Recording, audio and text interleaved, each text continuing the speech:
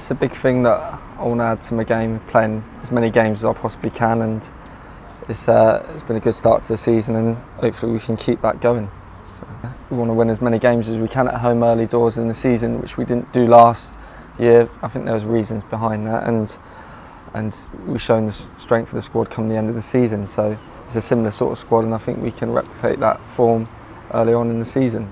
Because sometimes you get teams that kind of get described as having a playoff hangover, don't they? And I suppose it was a case of not only wins at home, but a good performance away at Swindon as well. Kind of, puts that to bed quite early on, doesn't it? Yeah, I mean, I think a lot of us was sort of our first time at them sort of big games, Wembley occasions, and I think it's something you can learn from and definitely move on in future and use it to our advantage. And hopefully we don't have that upset that we did last year, but we just got to move on. And it's still early on in the season, isn't it? I think at the moment it's quite hard to get representation of the league so early on in the season, but I think after 10 games you get a bit more of a insight of how it's going to go for the season, I guess. Obviously Ollie was a big part of our season last year, and we haven't got players that do the same thing as what Ollie done, but they can do their part for the team, which is different to what Ollie did, and I think that's shown with Liam coming in. He's got a different game to Ollie, and I think he's done brilliant since he's come into this team, and then he's got people like Jack Sparks who have come in and done well, and Holmesy, and I think I've been here for a while now, and the team sort of evolves, doesn't it, and the style of play sometimes changes, but we'll still be together coming into the season. Looking back to last season, I just want to touch on the playoff semi-final at St James's Park, because arguably one of your best performances of the season was in that game that helped to get Exeter City to Wembley. How do you assess that performance on that day, and what was that like to be involved in as a match? I think that was probably my favourite game to play, and I think the atmosphere was second to none. I think that's probably the best one I've played in at the ground, and I think that sort of drives the team forward, and it was just a great occasion, which I mean, Jack's goal was great. I had a great view of it, so I mean, it was a great experience, and hopefully we can have more of them games, big games at the park.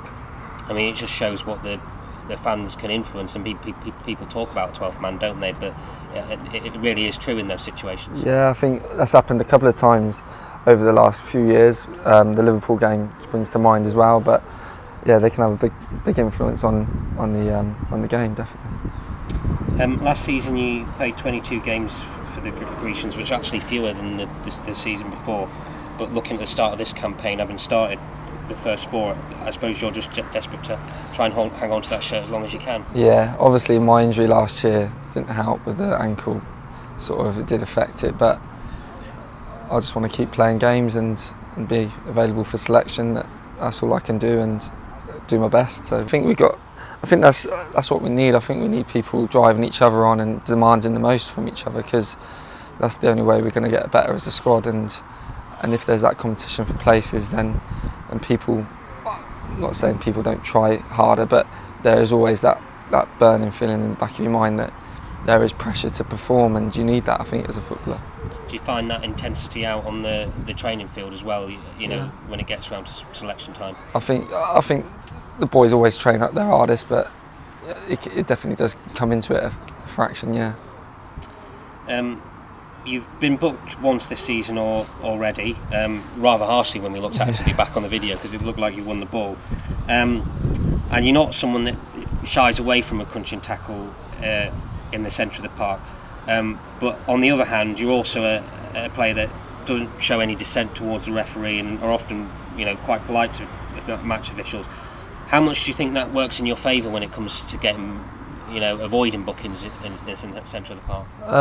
I think that referees obviously have a really hard job, don't they? And I think if you can make their game as easy as possible, I think that they'll want to help you in return. And I mean, once they've made a decision, there ain't a lot you can do really about it. You just got to get on with it. But obviously, you don't want to be getting too many bookings and that. But I think that's the commitment of the game, isn't it? If you don't get booked, then sometimes you're not trying quite as hard as maybe you could have done. But that's it, really. Yeah. Yeah, because you sometimes see some midfield players swearing at a referee throughout the 90 minutes and always complaining, but there is a downs. Obviously, some people say you can put pressure on officials by doing that, but there is a downside that also actually you're more likely to go in the book and miss games, aren't you? Yeah, I think there's times to appeal things, but there's obviously a limit of what you can obviously achieve from appealing. So, I mean, sometimes it's better off to leave it to somebody else to do it than yourself at times, and I think that comes from the bench as well. I think Tiz is quite good at keeping control of the fourth official, and and the way in you appeal it as well, because you can always speak to a referee, but you can do it in a polite manner rather than swearing them, especially. Definitely, yeah. If you help them out, I think they'll help you out. So.